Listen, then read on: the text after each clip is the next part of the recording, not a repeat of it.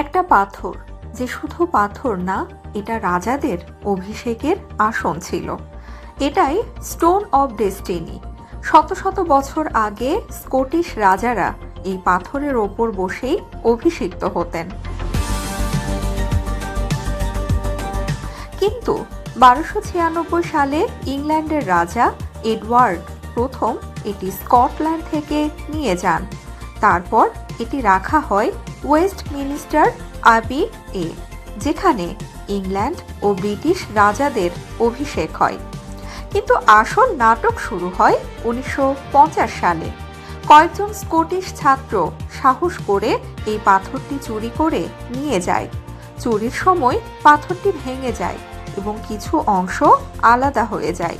পরে একজন স্কটিশ কারিগর সেগুলো মেরামতের সময় ছোট ছোট টুকরো করে নম্বর দিয়ে রাখেন, এবং আশ্চর্যের ব্যাপার হলো তিনি সেগুলো বিভিন্ন মানুষকে দিয়ে দেন। আজও সেই টুকরোগুলো নিয়ে রহস্য চলছে। স্কটল্যান্ডের বিভিন্ন পরিবার বলছে তাদের কাছে আছে সেই আসল পাথরের অংশ। কেউ উত্তরাধিকার হিসেবে, কেউ আবার একে লুকিয়ে রেখেছে বছরের পর বছর। এই টুকরোগুলো শুধু ইতিহাস না, এগুলো হয়ে উঠেছে পরিচয়, রাজনীতি আর স্বাধীনতার প্রতীক।